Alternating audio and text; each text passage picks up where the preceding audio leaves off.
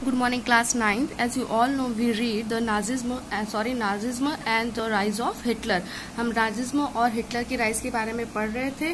Now to be continue with it, under the shadow of the Second World War, Germany had waged a geological war. Geological मतलब जाति हत्या, ठीक है. तो जो सेकेंड वर्ल्ड वॉर जो हुआ था, जर्मनी ने हत्या करनी शुरू कर दी थी. इसलिए हत्या करनी शुरू कर दी थी क्योंकि जर्मनी जो है बुरी तरह से पराजित हो गया था. विच resulted in the mass murder of selected groups of innocent civilians of Europe. जिसका क्या रिजल्ट रहा कि उसने जो यूरोप में रहने वाले कुछ खास लोगों के जो ग्रुप तो जो था उसकी हत्या कर दी. The number of people killed included 6 million Jews. बहुत सारे लोगों को जो है मारा गया, जिसमें से 6 मिलियन जो थे ज्यूज थे, यहूदी. 2 लाख जो थे जिप्सीज थे, रोमानी.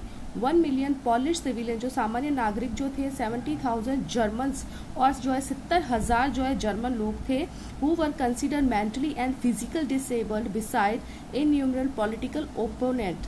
उसमें से वो लोग भी मारे गए जो कि दिमागी तौर पे और शारीरिक तौर पे जो है डिसेबल थे, ठीक है. जो दिमागी तौर पे भी बीमार थे और जो शारीरिक तौर से भी जो है बीमार थे, उनकी भी हत्या कर दी गई. बहुत बड़ी संख्या में जो है जितने भी विरोधी जो पॉलिटिकल जो थे, उन्होंने इन सब के साथ में मिलकर क्या कि हत्या कर दी गई. Nazis devised an unprecedented means of killing people. Nazis ने जो है क्या किया, उसने जो ऐसे कारखाने बनाए जिसमें कि क्या होता है, that is why by gassing them in various killing centres like Auschwitz. Nazism ने क्या किया कि बहुत सारे जो है उसने क्या किया, लोगों को मारना. इस तरह से हमने देखा कि बहुत सारे लोगों की जो हत्या कर दी गई. तो नाजिज्म क्या किया, एक अनोखा जो इस तरह का एक ऐसा हथियार बनाया लोगों को मारने के लिए. उसने अपने कारखाने के अंदर जो जहरीली गैसें बनाई. तो जहरीली गैसों की वजह से लोगों की मौत हो गई. बहुत सारे लोग जो उस जगह पे मारे गए. और वो जगह कौन सी थी, ऑस्ट्रिचा, जिसको नाजिज का जो था कैंप था. The Nuremberg tribunal sentenced only 11 leading Nazis to death. तो ये जो चीजें थी वो कहाँ पर की गई, न्यूबर्ग में. न्यूबर्ग एक जगह का नाम है. ट्रिब्यूनल उसने सेंटेंस किया कि 11 जो लीडिंग नाजीज थी उनकी डेथ हो चुकी थी. Many others were imprisoned for life. दूसरे जो लोग थे वो अपनी जो लाइफ के लिए क्या कर रहे थे, वो स्ट्रगल कर रहे थे. द रेट्रीब्यूशन डिड कम. ये सजा जो थी वो इनके लिए बहुत ही कम थी. बहुत ही कम सजा थी ना, क्योंकि इतने सारे लोग मारे गए थे. Yet the punishment of the Nazis was far short of the brutally and extent of their crimes. जो भी इन लोगों ने, नाजिज्म ने जो कुछ किया था उसके लिए अगर ये सजा सोची जाए तो बहुत कम है, कोई भी सजा अगर सोची जाए, क्योंकि उन्होंने निर्दयता के साथ में जो है इस क्राइम को, इस अपराध को अंजाम दिया था. The allies did not want to be as harsh on defeated Germany.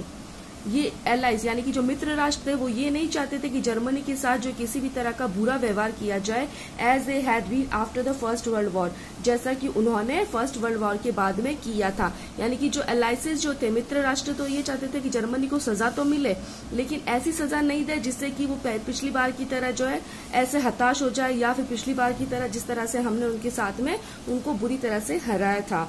Everyone came to feel that the rise of Nazi Germany could be partly tracked back to the Germany experience at the end of the First World War.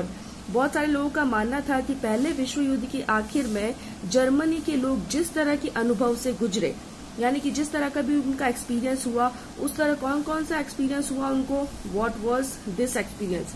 यानी कि जब second world war जब हुआ उसके बाद में जो Germany की हालत बहुत खराब हो गई थी. जैसा हमने देखा, जर्मनी जो अपना बदला लेना चाहता था, तो हर कोई ये जानना चाहता था कि जो राइज ऑफ जर्मनी हुआ है, नाजी जर्मनी हुआ है, उसकी वजह से जर्मनी के लोगों का जो है बहुत सारे अनुभव से वो लोग गुजर गए, यानी उन्होंने बहुत सारी ट्रेजेडी देखी. अब वो अनुभव कौन कौन से थे, व्हाट वाज दिस एक्सपीरियंस, तो वो अनुभव हम लोग आगे पढ़ेंगे. Now our lesson is socialism in Europe and the Russian revolution. Socialism Europe में कैसे हुआ और रशियन रिवॉल्यूशन कैसे हुई. The age of social change. In the previous chapter, you read about the powerful ideas of freedom and equality that circulated in Europe after the French Revolution. Previous chapter हमारा इसमें जो है, मैंने आपको French revolution के बाद का chapter है ये, socialism in Europe and the Russian revolution. तो जो प्रीवियस चैप्टर यानी कि जो फ्रेंच रिवॉल्यूशन में हमने पढ़ा था कि पावरफुल आइडियाज मिले थे हमारी स्वतंत्रता के लिए और हमारी समानता के लिए. कहाँ पर मिले थे, सर्कुलेट इन यूरोप, जब फ्रेंच रिवॉल्यूशन हुई थी उसके बाद में जो यूरोप में इस तरह की फ्रीडम और इक्वलिटी प्रदान की गई थी। The French Revolution opened up the possibility of creating a dramatic change in the way in which society was structured. French revolution जो थी उसने ये पॉसिबिलिटी ऑफ क्रिएटिंग किया कि एक जो है नाटक रूप से, ड्रामेटिक मतलब नाटकीय रूप से उसने चेंज किया सोसाइटी का structure. As you have read अब before the 18th century society was broadly divided into states and order and, जैसे कि हमने पढ़ा कि 18th सेंचुरी से पहले जो हमारा समाज था वो हमारा समाज मतलब हम लोग यूरोप की बात कर रहे हैं, यूरोप का जो समाज था, जो सोसाइटी थी, वो जो है डिवाइडेड हो गया था स्टेट के अंदर और order, and it was the aristocracy and church. हमने पढ़ा था, आपने पढ़ा था ना कि 3 पार्ट्स में हमने डिवाइड किए थे। सबसे पहले जो थे वो नोबलिटी वाले, हमने आपको याद है फर्स्ट आपने पढ़ा था, जिसमें सबसे ऊपर था आपकी एरिस्टोक्रेसी, जो रईस लोग जो थे, ठीक है, तो रईस लोगों का ऑर्डर था, और church which control economic and social power, जो इकोनॉमिक और सोशल पावर को कंट्रोल में करते थे अपने। Suddenly after the revolution it seemed possible to change this, अचानक से जो रिवॉल्यूशन हुआ इससे ऐसा प्रतीत होता है कि चेंज हो जाएगा।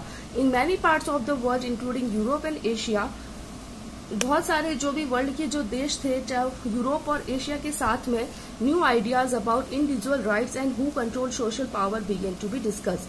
तो इसी के साथ में वर्ल्ड के जितने भी पार्ट्स थे, यूरोप और एशिया की इंक्लूडिंग करें अगर हम, तो उन्होंने न्यू आइडिया दिए थे इंडिविजुअल राइट्स की, कि हमारे जो भी अधिकार है, जो भी हमारे सोशल पावर है, उसको जो कंट्रोल कर रहा है, तो वो उसके बारे में डिस्कस करना चाहते थे।